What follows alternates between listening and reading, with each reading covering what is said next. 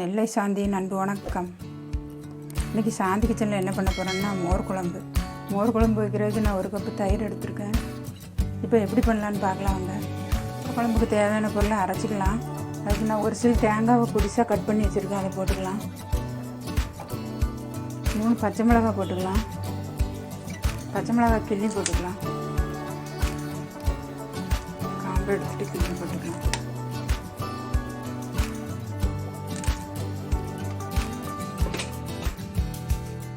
மூணு பல் பூண்டு போட்டுக்கலாம்.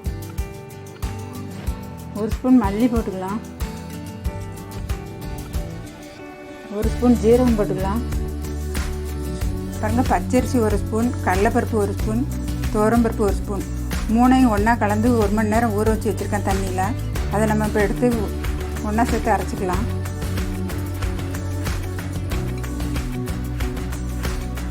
இப்போ நம்ம மிக்சியில் போட்டு மையாக அரைச்சிட்டு வந்துக்கலாம். இப்போ மிக்சியில் அரைச்ச பேஸ்ட்டை அதில் மாற்றிக்கலாம்.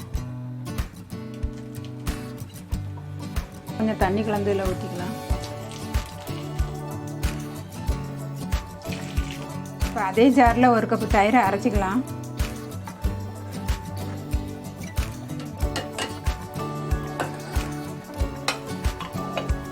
பேஸ்ட் மாதிரி அரைச்சிக்கலாம்.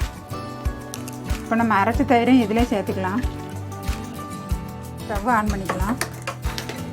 நம்ம கலந்து வச்சு எல்லாத்தையும் கொதிக்க வச்சிடலாம்.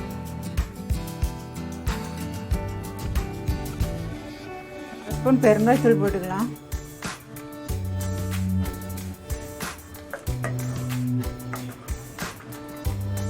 ஒரு 3-4 ஓமவல்லி இலையை கட்டி போட்டுக்கலாம். ரொம்ப நல்லா இருக்கும், பாசமாக இருக்கும். நம்ம தட்டி போட்டுக்கலாம். 1-2 தட்டியாச்சு. இதை போட்டுக்கலாம். இது இருந்தால் போட்டு பாருங்கள், ரொம்ப டேஸ்ட்டாக இருக்கும், வாசமாகவும் இருக்கும். இதை ட்ரை பண்ணி பாருங்கள். வீட்டில் இருந்தால் போடுங்க, இல்லைன்னாலும் பரவாயில்ல, இது ஆப்ஷனல் தான்.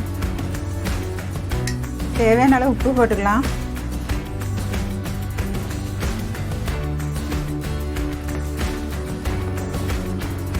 மோர் குழம்பு ரொம்ப கொதிச்சிடக்கூடாது.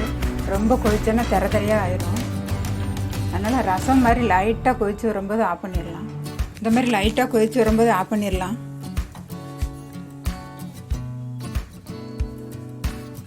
இப்போ நம்ம மோர் குழம்புக்கு ஸ்டவ் ஆன் பண்ணி கடாய் வச்சுக்கலாம்.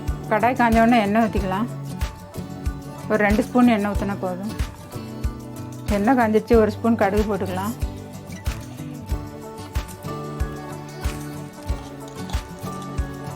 கடுகு வெடிச்சிருச்சு. 1 ஸ்பூன் வெந்தயம் போட்டுக்கலாம். 2 காஞ்ச மிளகாய் கிள்ளி போட்டுக்கலாம்.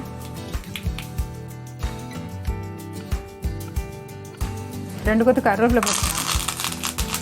அவ்வளோதான், ஆஃப் பண்ணிடலாம். தாளிச்சதை மோர் குழம்புல கொட்டிடலாம்.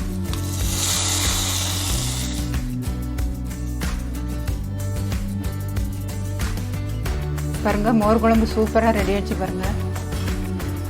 இதே மாதிரி நீங்களும் உங்கள் வீட்டில் செஞ்சு சாப்பிட்டு பார்த்து எப்படி இருக்குன்னு கமெண்ட்டில் சொல்லுங்கள். இந்த வீடியோ பிடிச்சிருந்தால் லைக் பண்ணுங்கள், ஷேர் பண்ணுங்கள், சப்ஸ்கிரைப் பண்ணுங்கள்.